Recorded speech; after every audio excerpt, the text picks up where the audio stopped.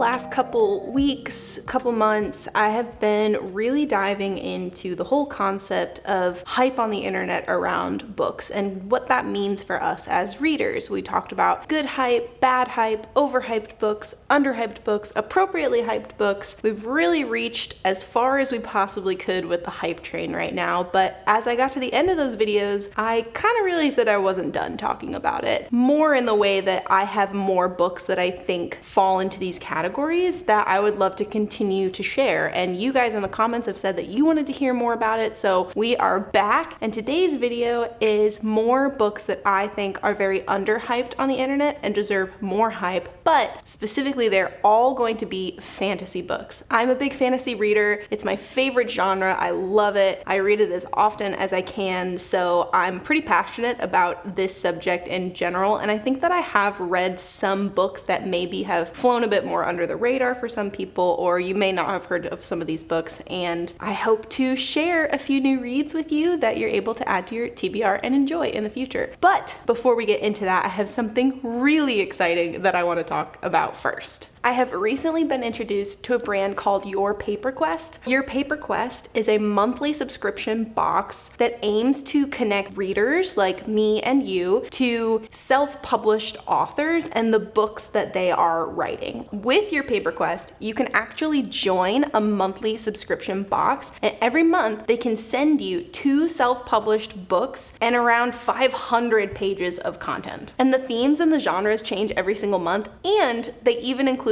some fun bookish bits in your box. I've actually got one of their boxes here with me. I haven't opened it up yet, but I'm gonna do a little unboxing here with you right now and see what books I've got. Ooh, I can't wait. I love this. I love the little stamp on the front. So we've got our first book, La Belle Famille. It looks like a historical fiction novel. And our second one is in here. Wixen's Day. La Belle Famille is by A.M. Vergara. 3 reluctant allies must brave the unforgiving wilderness to warn the British of advancing French reinforcements. The success or failure of their mission will decide the war and the fate of the continent. I am not a huge historical fiction reader, but it is a genre that I've been wanting to get into more. The second book that I have is Wixen's Day by Phil Williams. Marcos drifts through the dystopian empire without meaning, searching for hope for a better future as he scavenges to survive. This definitely is a post-apocalyptic adventure book, and I haven't read that genre in a while, and so I'm actually really intrigued to pick this up again and see if I connect with the genre as much as I used to. Both of my books also came with special notes from the authors themselves, which I thought was a really nice personal touch. So these are my 2 books for the month. I'm very excited to put these on the shelves and put them on my TBR list and start to get into them. Again, 2 totally different genres, which I think is awesome to have that option in there so that you can potentially connect with at least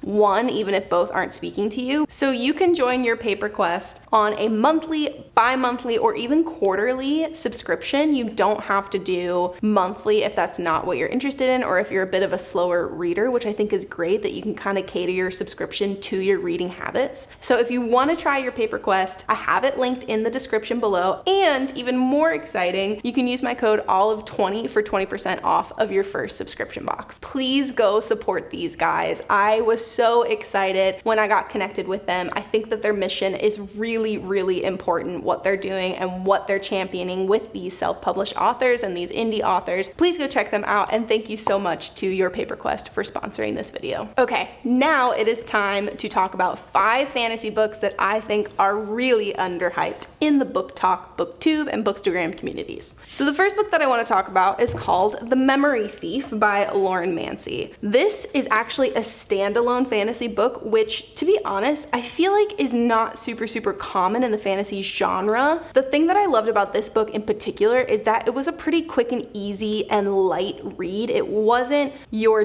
deep fantasy that has a lot of world building that you really gotta kind of trudge through. I'm definitely somebody that believes in a palate cleanser book, and usually my palate cleansers come after something that's really thick or a long fantasy series that I just recently read, and then I always feel like I need to read something that'll help me come up for air a bit. Typically that's like a romance book because there's nothing else that feels easy enough, light enough, and quick enough to be that palate cleanser for me. But The Memory Thief is a really unique book because I think it kind of bridges the gap between between a very fun fantasy book and a potential palate cleanser for you, because again, it's a standalone. You get to the end of the book and it is concluded. It is the end of the story, which means you can move on to other things. And I actually really liked the world that this takes place in. So we are in kind of a medieval type fantasy setting in this city called Craywick, I think is how you pronounce it. And the main plot mechanism in this is that memories are viewed as a form of currency in this world. The memory trade is kind of like the black market, or even just the stock markets in general. That is how you trade for goods and services, is through memories, which is really interesting to me. So the ruler in this world is no good. Evil, corrupt, wants to use these memories to steal people's skills and power and to control people, and just very bad all around. But there are these things called the minders, which are kind of like the enforcers, the police in the universe, and they are also very corrupt, and they want to take people's memories and use them against them. They're very manipulative. They follow everything that this ruler tells them to do, and it's very scary and bad. So our main character's name is Edda. She's a young girl who has had a bad experience in the memory trade and memories in general. And after a pretty traumatic event, she chooses to live very isolated, live alone, and be as far away from people as possible. Specifically, she wants to get away from the minders and kind of this black market of memory trading, because it is just chaotic and horrible and she doesn't like it. But of course, something happens specifically with her mother, where her mother's life is being threatened, and now Edda does need to re-enter the memory trade in order to save her mom's life. And to do this, to save her mom's life, she has to go on a super risky, scary mission to steal a memory from a very powerful figure within the minders, these enforcers that kind of rule this city. So Edda gets swept up with these rebels that are trying to overthrow this ruler, and again, everything revolves around memories and stealing people's memories, and you can give false memories and you can manipulate memories, and it's just very interesting the way that the whole magic system works, and it definitely is unique to anything that I've read before. And like I said, this is a standalone fantasy novel. You can read it and walk away afterwards, and it just felt very unique but also light and easy. There wasn't hundreds of pages of world building and foundation setting to get in. You kind of could just jump into the book and jump right into the story and be able to follow along really easily, which is why I think it's a good palate cleanser fantasy book. I think there's a time and place for both. The fantasy books that have a million books in the series, or they are 800 pages and the first 300 are all foundation building. I do love that, and I think there's a time and a place for that, but there's also a time and a place for something that's a little bit more simple and it's a little bit more easy to read, and this was just fun. I liked it. It was fun, it was great, and I would recommend this specifically if you're looking for a standalone fantasy novel that's kind of easier to get through. That's The Memory Thief. The next book that I think is underhyped in the fantasy genre is actually one that I've talked about before, but I want to go into a little bit more depth about it here.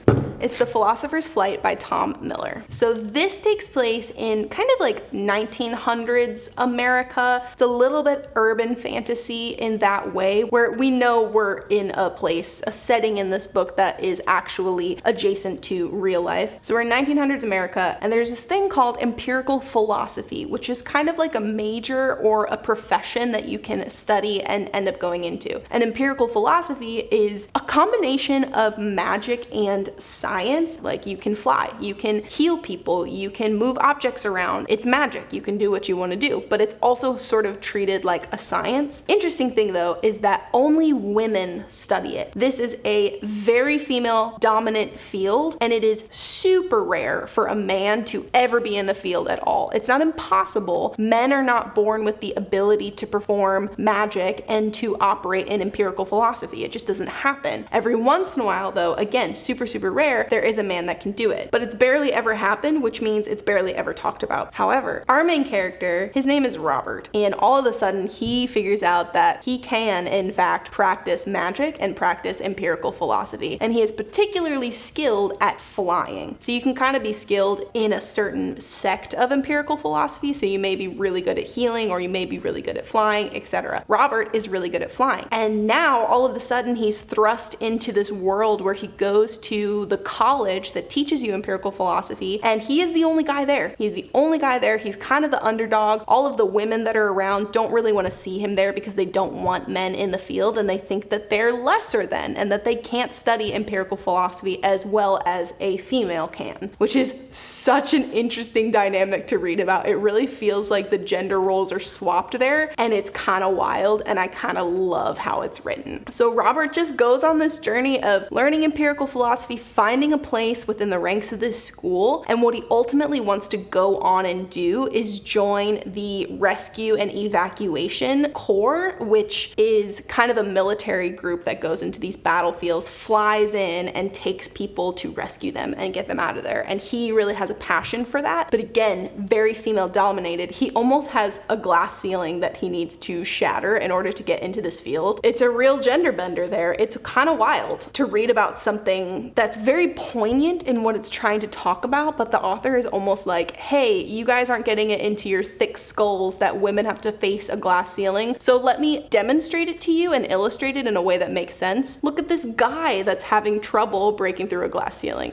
It just was really interesting, and I enjoyed it so much. I really enjoyed the world. I enjoyed magic being talked about as more of a science, because it does feel like you're able to enter this world and the magic system more as fact. The author didn't really have to convince me that magic was a thing, because the way that he started talking about it was magic is science, and you can't really argue with science, can you? So I loved that. I loved the way it was written. I thought the characters were really great, and again, I just think it's very whimsical and fun. In some ways it felt a little bit like an Americanized grown-up version of Harry Potter, because we're following Robert as he suddenly discovers that he has magical abilities, and he has to go into the school and make a way for himself and make a name for himself. And that was really fun and interesting, because I'm also a huge Harry Potter fan. So I loved it. And I think that if you are also looking for something that's a little bit more grown-up Harry Potter, you would definitely enjoy it. And you know what I'm gonna say, the cover is really nice. I like it a lot. That is The Philosopher's Flight.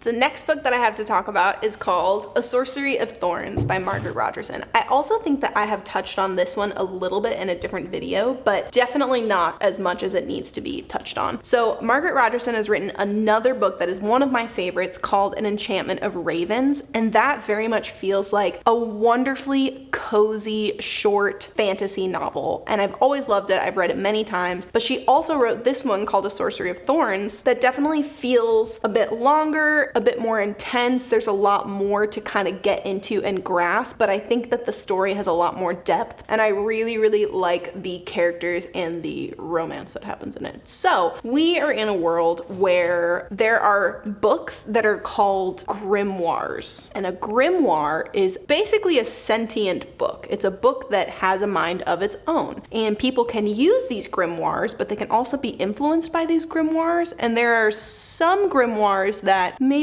associate more with dark magic or evil magic, and they can twist and manipulate the minds of the people that are using them. So grimoires themselves are very useful, but also very feared, because they are super powerful and super scary. So they're usually kept in these libraries that are very guarded. To become a librarian at this library, you have to go through really intense training, because you have to be able to protect these books and make sure that people don't use them for harm. So our main character is Elizabeth, and she is currently an apprentice at a library training to protect the grimoires and be a warden of the grimoires. But one night something happens, and she is suddenly implicated in a crime, and she has to be sent to the capital for questioning, which is actually a pretty important thing to note. She was basically born and raised in this library. The only thing she has ever known was learning about grimoires and protecting grimoires. She has never left the library. And so now suddenly she's being sent to this big city, going to the capital, because she's under suspicion of this crime that was committed. And so she's leaving her home for the first time. She doesn't really have any experience of the outside world. She lived a very sheltered life. Now suddenly her life has changed, and she's freaking out a little bit. In the capital, girl, through a series of events, she has to inevitably team up with this guy called Nathaniel Thorn, who is a sorcerer. Elizabeth has been told her entire life, sorcerers are bad. They are bad news. They can't be trusted. You should stay as far away from sorcerers as possible. But now she kind of has to team up with one, and turns out he's really funny and witty and clever and powerful, and he really likes Elizabeth. And so they have such a fun rapport, and the chemistry between these two characters, Nathaniel and Elizabeth, oh my gosh. This is not only just a very underrated fantasy book in my opinion, it's a very underrated romantasy if anybody is looking for that. I loved these characters. There's a couple side characters as well that are just so fun and sweet, and it honestly reads a little bit more like a mystery that has fantastical elements in it, because Nathaniel and Elizabeth are trying to solve the question of what happened with this crime that was committed. Who did it? Who's the bad guy here? We don't even really know as the reader who the antagonist is for a while, and we're kind of unraveling it and finding out with Nathaniel and Elizabeth as they go along. And I really liked reading it that way because I felt so invested in the story. The other thing to note about this is it is also a standalone fantasy novel, which again, I don't think is as common to just find a single standalone fantasy. Most of the time it is in a larger series or duology or world where you feel like you have to continue in the story, or you feel like you need to read something else to get the full world building for this story. This is just one book, and honestly, in my opinion, she could have expanded this into multiple books, series, give me more of the world. I loved it so much, but she chose to just keep it in a single story, in a single novel, and I kind of respect that. So you should definitely read A Sorcery of Thorns if you like fantasy, like romantasy, or here we are again, want to read a book about a book.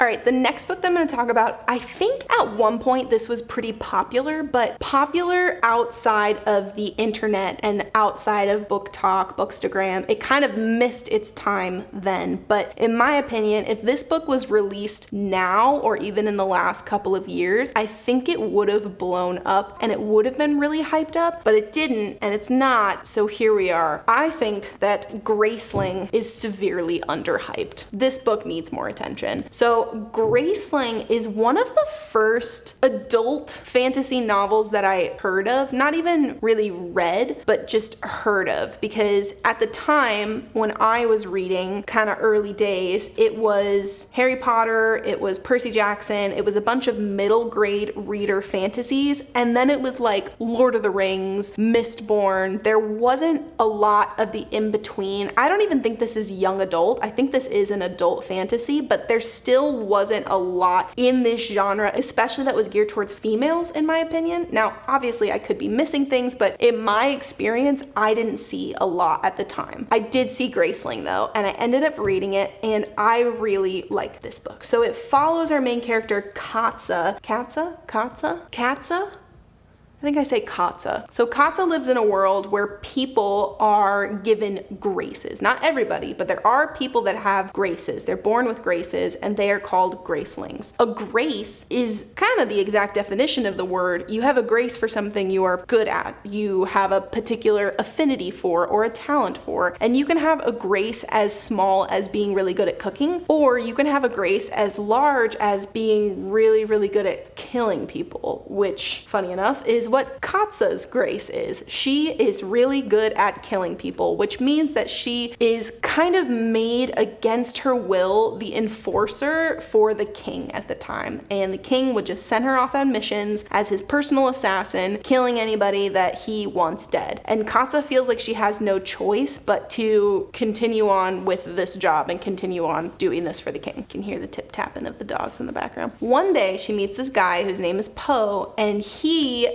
seemingly has a grace for combat. He's really, really good at fighting, but at the same time, he's really, really kind and gentle and sweet, and that really throws Katza off guard because he has a very violent grace, but his actual demeanor and who he is as a man is very sweet and gentle, and she has a hard time kind of marrying those two in her mind, but she starts to grow closer to Poe. She starts starts to be friends with him. There starts to be a relationship that is forming and some chemistry and bonds that is forming. And they are suddenly thrust into this conspiracy plot in the kingdom, specifically around this ruthless king that Katza works for, and figuring out, well, what is his grace? He seems really manipulative. He's very powerful. He's very magnetic and charismatic, but he's using it for evil. And so they kind of go on this journey to figure out this whole conspiracy, what's going on with the king, what's going on with their graces, and what's going on with their romantic tension, because it's there and you could cut it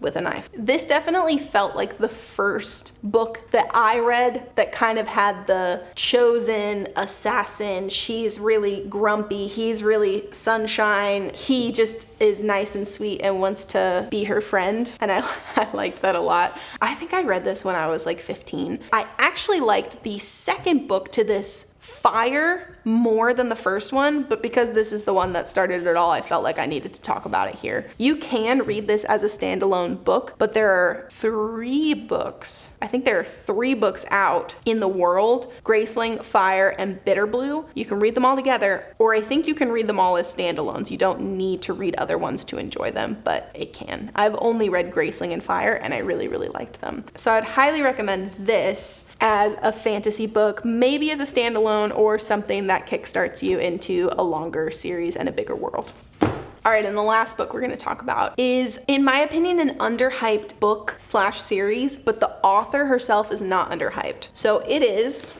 A Darker Shade of Magic by V.E. Schwab. V.E. Schwab is the one that wrote The Invisible Life of Addie LaRue, which is a book that is very popular. I've seen many people talk about that, but I have seen virtually no one talk about A Darker Shade of Magic. This is the first book that I read of that author, and I also kind of consider it the first adult fantasy series that I ever read, and so it has a very special place in my heart. The reason that I was drawn to this book specifically, and that I continue to want to talk about it, is actually because of the world. It's not even really the plot and the characters, because honestly, it's kind of just your classic formulaic good versus evil, we have to save the world fantasy plot. There's nothing wrong with that, but it also wasn't crazy new to me. But the world that it takes place in, I can't get enough of. I was so obsessed with it. So it's set in a universe of 4 parallel Londons: Red London, White London, Grey London, and Black London. This is the city of London, but it's kind of past tense. It's kind of historical a bit. But there are 4 parallel ones in 4 different universes, and they all have a different relationship to magic and how magic is/was used. So in Red London, magic is very normal. It's kind of just a natural way of life. People can use it. It has kind of a very harmonious balance, Red London, with magic. It's just normal. It's not this crazy thing that people are afraid of, or it's not super rare. It's just like a natural part of life. In White London, that is not the case. White London, magic is still used, but it is very controlled. Only certain people can use it, and if somebody else is found using magic, that's very bad. People in White London are very afraid of magic just because of the stigma that it holds. You are powerful, you are either on the good side or the bad side, and there's a lot of consequences that come with magic, and people in White London are generally just scared and unhappy. Grey London, there's no magic at all, and the way that Grey London is described is very dull, grimy. Everybody in Grey London is just kind of boring and bland. There's really nothing to write home about in Grey London. They have no magic, but they also don't really have joy or happiness. They're just a very mediocre people. And lastly, there's Black London. Black London used to have magic, but it was fully corrupted and destroyed by dark magic specifically. So Black London, you can't even really access it. To most people, it doesn't even exist anymore. Now there are these people called the Antari, and they are magic users that can jump between all of the parallel Londons. And there used to be a lot of them, and then they were all kind of killed off. And now there's very few Antaris that can go to the different Londons. That's our main character, Kel. Kel is one of the last Antaris, and he is related to the king in Red London. He's from Red London, and he is kind of acting as an emissary from Red London to the other Londons. So we meet him, and he's just jumping across universes, just jumping across Londons, going as kind of an ambassador to those different kingdoms. And the way that he jumps between Londons is he has a coat, a very specific coat that is described in the book, and he can turn it inside out, or he can take this arm out or fold it a certain way and put it on. And it's like this coat can be worn 10 different ways, but you have to wear it very specific ways to get into certain Londons. I don't know why, but that detail I love. I just think that's really, really cool. So that is Kel, and one day he comes across this scary artifact that could totally disrupt the balance of everything they know in Red London, and there's this blight that's potentially coming from Black London that wants to take over all the other Londons, and he has to gang up with some people to stop it. And this is a trilogy. There are more books. The story will not end in this book. If you choose to read it, you are signing up for 3 books, maybe more than that, but definitely 3 books. And I would highly encourage you to sign up for those 3 books because I personally loved them. I think, again, the world is one of the most unique fantasy worlds that I have ever read. The story itself is super enjoyable. I loved everything about that, but again, it's not like the most unique thing I've ever read. It's kind of formulaic, but I still really enjoyed it. The characters are great. It definitely hits a bit on that morally gray protagonist that has to kind of confront themselves and make some tough choices near the end. You just become so endeared to the characters and so endeared to the world and really invested in it, and I think that everybody should read this book, especially if you've read The Invisible Life of Addie LaRue and you want more of that author.